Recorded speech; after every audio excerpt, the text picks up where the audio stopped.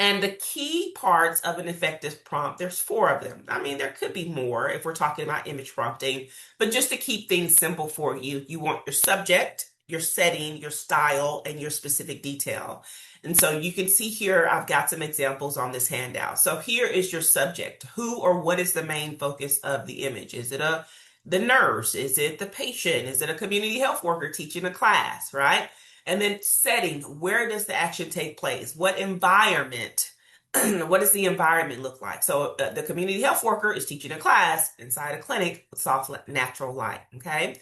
The style, what artistic style should the image emulate? So some examples include a realistic photo, which is probably my favorite thing. I always say create a hyper realistic photo or a photorealistic image. Not hyper. I don't like the hyper realistic. It actually looks too cartoonish kind of to me. But the photorealistic image is probably my go-to way that I do all of my styles, whether it's my AI twin or just general images. You can do watercolor illustrations. You can do flat infographics. You can do professional. You can do lifestyle, right? I mean, there's so many different styles and scenes that you can set for an image. This is just an example. And then you also want to include these specific details. So the colors, the mood, the perspective, the camera angle. Yes, a lot of times when I'm prompting, I will say the subject looks straight at the camera, right? Even though there's no camera, the AI understands what I mean. Or I'll say the subject is sitting at an off angle with the camera looking at her from the side or looking at it from the side or something like that.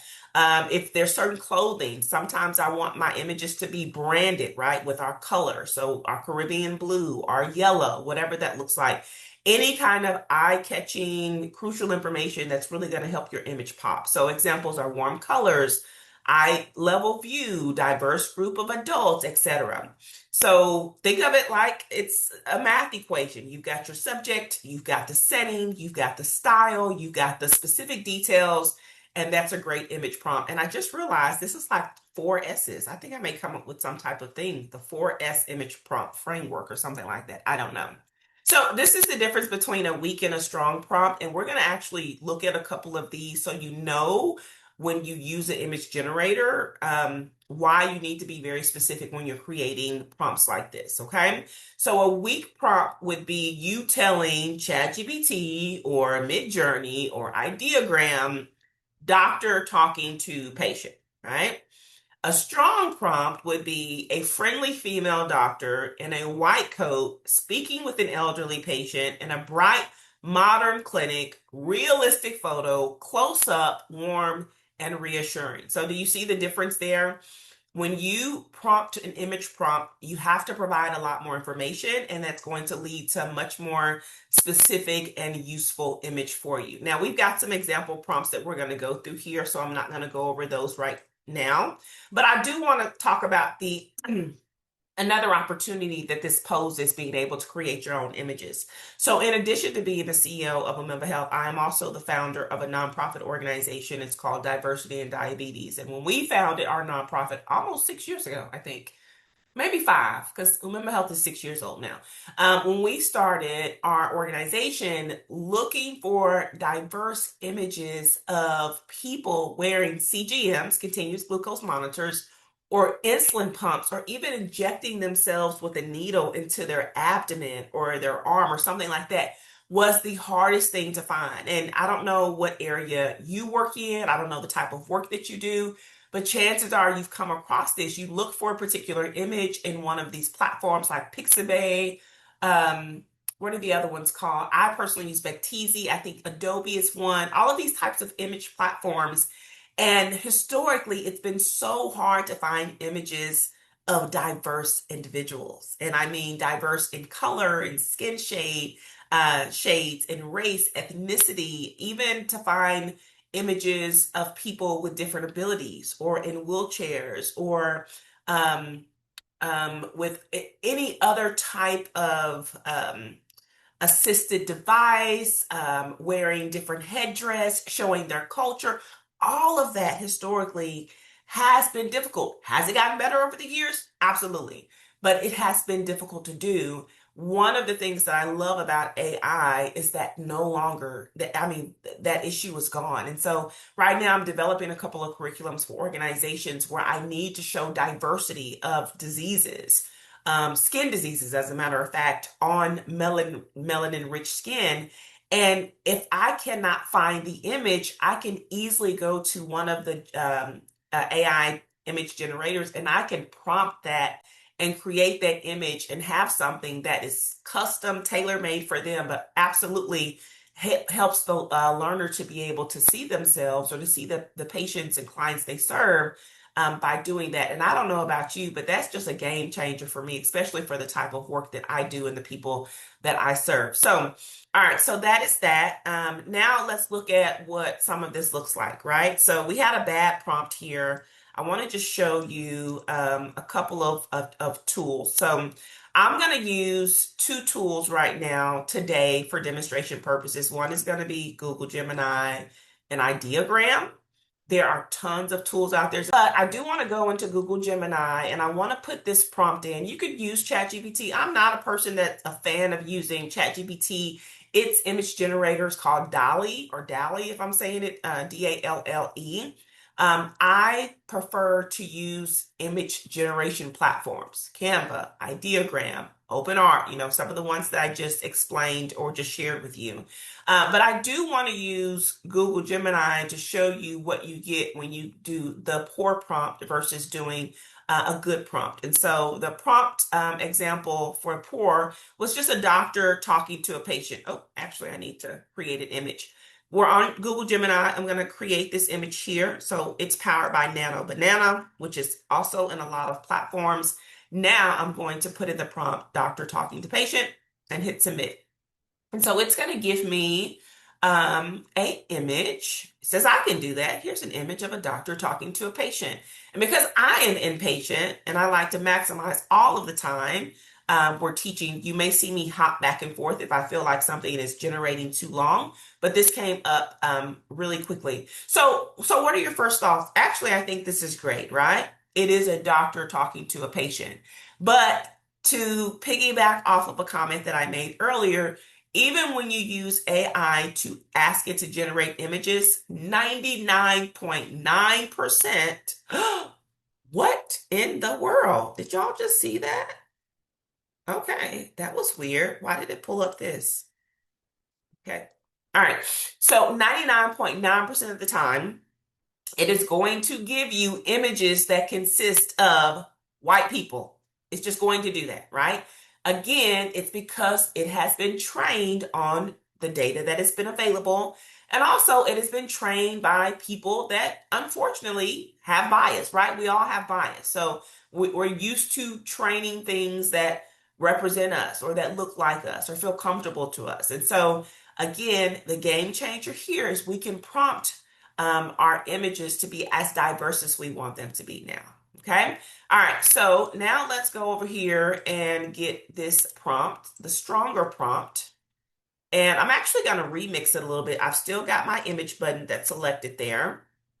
And I'm going to say a friendly, let's say black female doctor in a white coat speaking with let's do Asian, elderly, male patient in a bright modern clinic, realistic photo, close up, warm, and reassuring mood. So we're going to now see how the image is going to be different based on all of this information that we just put in there. And this is what I'll say also, because I know you're like, Quisha, that's a whole lot of stuff to be. Lord, look at AI. Look at this.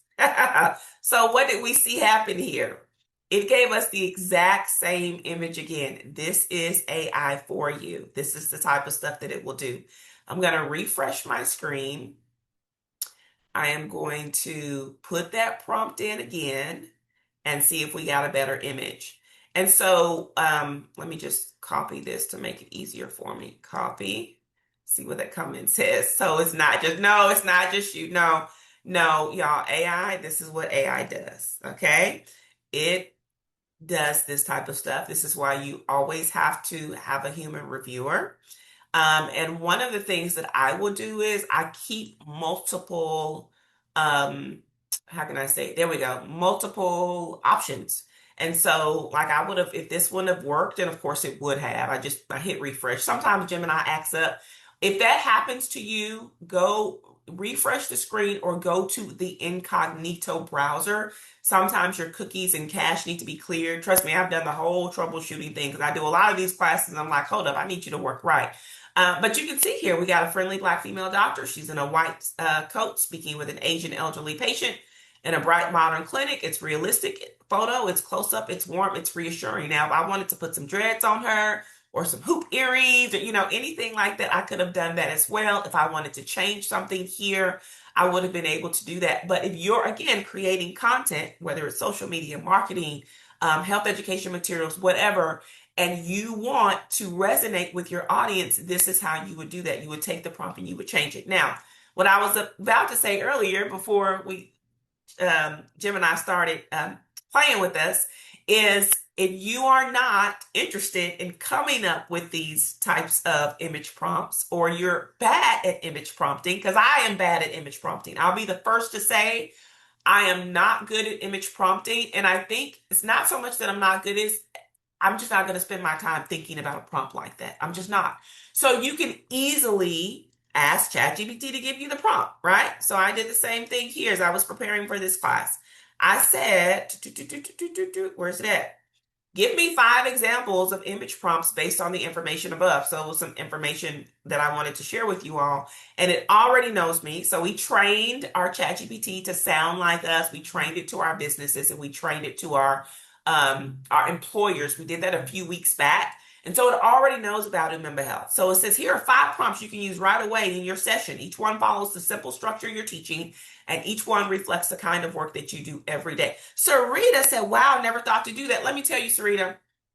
Now, do I worry about knowledge decay and being lazy and lack of critical thinking? Absolutely. But don't think harder than you have to, because you can literally ask ChatGPT to do a number of different things for you. And this is one way you can do, especially if I know you're a teacher, you're creating content and stuff all the time. You don't want to have to think about it. You can literally upload a presentation, because here you can upload up to 10 photos and files and say, here's my presentation on such and such. I want to create a handout that goes with this. Give me prompt images, or give me image prompts, sorry, that I can use to create a one-page handout or something like that that will go with this presentation. And that was probably not the best demonstration or example, but you understand where I'm coming with that. All right, so we're going to try a couple more. We'll try as many as we can. I'm going to do this in a couple of different ones. So I'm going to do Google Gemini one more time just to show you this prompt. So this prompt says, a community health worker teaching a small group of adults inside a bright clinic, realistic photo style, warm colors, clear facial expressions, diverse participants, eye level angle, educational posters in the background. Let's see how fast Gemini gets this done. And while we're waiting on this image, I'm going to go over to Ideogram. Now, Ideogram, like I said, I'm a creature of habit. I know everybody was jumping on the Mid-Journey train, when it got real popular. I came across Ideogram, and one of the things that I love about Ideogram is Ideogram shined in lettering where Midjourney did not. I don't know how it is now. Maybe it's better now, but it did not. And so when I say lettering, you see these words here. You see where this is celebrate Black Hollywood greatness. You're the cherry on top. Haunted tree. Bellow. Midjourney and some other platforms did not do well when it came to asking it or prompting it to put words on the image. But Ideogram gets it right. I'm not going to see every single time, but it gets it right. So let's say I wanted to do the same thing, the same prompt, a community health worker teaching a small group of adults. And instead, I'm going to say inside a high school gym during a health fair. I'm going to say the CHW is wearing a t-shirt that says community health rocks, something like that on it. And I'll say, I want to put here Hispanic, young, I'll say young Hispanic male community health worker.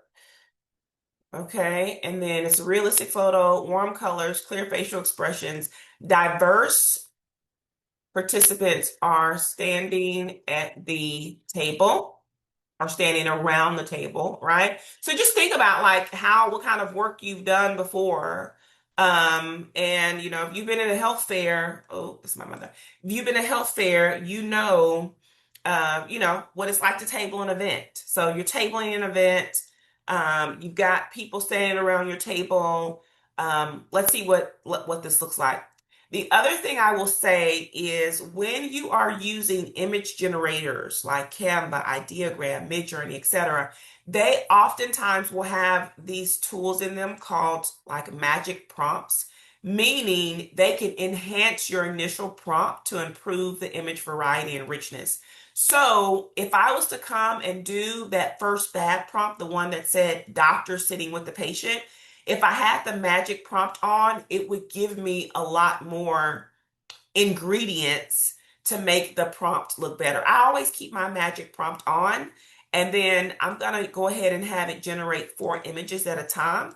Now, if you have the paid version, it's going to take out more credits the more it generates, but often I will have it generate 2 to 4 because a lot of times if it just generates one, it's not going to give you the best image. Okay, so I'm going to go back to Google Gemini and let's see here. Community health worker teaching a small group of adults in the clinic. Clear facial expressions. What else did we say? Eye level angle, educational posters in the background. What do y'all think about this image? Do you think that Gemini got it right? I mean, I think this is great. Now, we didn't say what the community health worker should look like, right? But you can put those specifics in here as well. It looks great. Yes, I agree, Sarita. I think it looks great as well. So let's go back to ideogram. Oh, we got 6. Oh, it says generation complete. Okay, so let's view these creations in ideogram. And we've got 4 different images here. I'll make each one larger. Look at this. So I really can't tell. This is a high school gym. Looks more like a classroom to me. He's young. He's Hispanic. There's diverse faces around. His t-shirt does say Community Health Rocks. The second image, I actually like this one. I like the windows coming in. This guy looks like he's a lot of fun, right? But it also looks like high schoolers. But I see they've got pamphlets in their hands. So he's teaching them something. That's the image that I'm conveying. Whatever he's teaching, he likes doing it. They like him. He seems like a lively fellow. Third image, young, Hispanic. Look how the t-shirt looks great. Community Health Rocks. Diverse images. I see a little bit of, I would say, malfunction here with the eyes in the face of this individual. That's common to be seen in images. And then here's another one. Not as many people. And it even put some writing on his sleeve that I didn't ask about. 1, 2, 3. But nobody has 6 fingers on one hand. Nobody has an eye in the middle of their forehead, which sometimes can happen. I probably would go with this one because I love the booklets and I just love how he's using his hands. I talk with my hands a lot and I love the engagement. So what do y'all think about that? Like, how can you see this improving the work that you do with being able to utilize text to image? I mean, I think it's personally a game changer. It gets me excited when I think about it and think about the possibilities that you can use with this stuff. Amazing. Thank you, Willa. Amazing indeed. All right, so let's talk about some limitations and some ethical concerns. I did talk about this already. A lot of the times you're going to see extra fingers or distorted features. I will say it has gotten better tremendously. 18, 20 months ago when I first got heavy into AI, it was horrible. Every month AI gets better on every single platform. So you don't see those distortions or hallucinations as much, okay? I already talked about that many of the models struggle with text. That's why I decided to stick with ideogram. But again, they get better as well. You're not always going to get the same output twice, okay? So if you're using the same prompt and you run it through the generator, you're not always going to get the same output. And if you take the same prompt, so one of the things we did in a previous workshop is we took the same prompt not for images. This is to create something, text to text. And I ran it through ChatGPT, Microsoft Copilot, Claude, and Google Gemini. And so while it was similar, every single platform gave us just a totally different output. And I think I ended up liking the one that came from Claude because it has a more human sounding output. So just know the same thing works with images as well. Complex scenes can be inconsistent. So I want to go speaking about the complexity. If you're worried about, like I said, oh, I'm not a good image prompter, right? I could come, where's that poor prompt? I could come here, take this poor prompt, go to ideogram. I'm going to go back up here to explore. No. Sorry, to the canvas. I think is the right place. I'll just go home if it's not. Okay, yes. So I'm going to take this out. So if you don't think you are a good prompter, remember most platforms have this magic prompt, right? So I'm going to generate it. I'm not going to put black, white, Asian, Hispanic. I'm not going to put anything. I'm just going to keep the prompt the way it is. And we'll come back to it and see what it gives us and if it gave us something close to the one that we got in Google Gemini. So just remember that um, if you don't have to always put the complexity in there if you're using an image generation platform because it can generate that additional information for the image is what I'm trying to say. Let's see, some tools are trained on images without permission. So think about that. If you are uploading some intellectual property that you don't want to be shared with a platform, I know I've uploaded images before, especially images that I see circulating on social media. I will upload them and say, recreate this image with me. So I'll upload my picture, upload the image that I got off of Facebook most of the time, and I'll say, recreate this image with my selfie, right? So if you don't want your image in that platform, if you don't want your intellectual property in that platform, then you want to make sure you read the small print, so to speak. And so you understand that your information could be training that particular platform. You also can just go to your settings. Not all will allow you to turn off those, but like for instance, here in my chat GPT, if I go to my settings and I go to data controls, it says improve the model for everyone. I have that off. So that means I don't want anything that I share with you. I don't want any of my content to be used to train the models, right? I have that for all of the platforms that I use, not the imagery. I'll be honest, for the imagery, that really doesn't bother me because everything is so custom anyway, and I never upload anything. But just understand that could be a concern, okay? All right, so that's the limitations. When we talk about ethics, always avoid generating misleading images unless that's like what you want to do. You want to create like, a person with six eyes or four hands or something like that. But for most of us, we are using this not for play, we're using for work or for business. And so make sure you're not generating misleading images. Don't create photos of real people without their consent. I asked my parents, they just celebrate their 38th, I think, anniversary in October. And I said, hey, can I take a picture of you and dad and create an anniversary image for you? And I created a few of them. They were like holding hands, walking on the beach. They were toasting themselves at this five-star restaurant and just in places that I knew that they wouldn't have the opportunity to be in. So make sure you do that. You get people's consent before you do that. Be mindful of cultural stereotypes, but also use this to showcase diversity. Use disclaimers. I actually talked about this, right? Already use disclaimers when AI images are generated, especially if you're in education or healthcare or public health or something like that, and protect privacy and likeness rights. So what are likeness rights? Likeness rights are if I go to Google Gemini or Ideogram right now and say, create an image of, and I'm going to say Dr. Martin Luther King because there was just an issue with this, legal issue with this. Create an image of Dr. Martin Luther King saying, I have a dream. And, then I describe the scene and the setting and all of those things like that.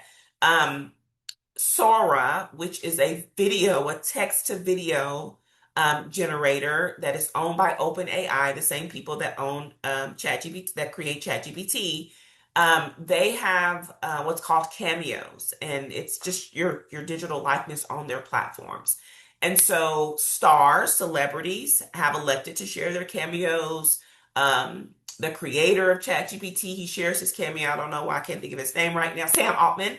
I have my cameo, which is my likeness. I only share it with people that follow me and vice versa.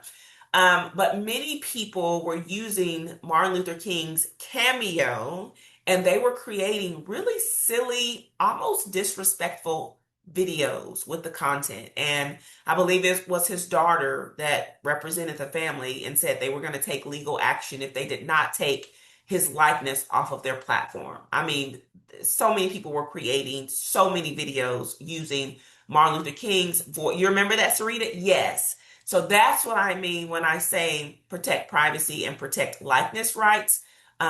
Just use the prompts. Don't try to make it look like anybody unless it's looking like you, right? Just use the prompts to create your content and you should be just fine.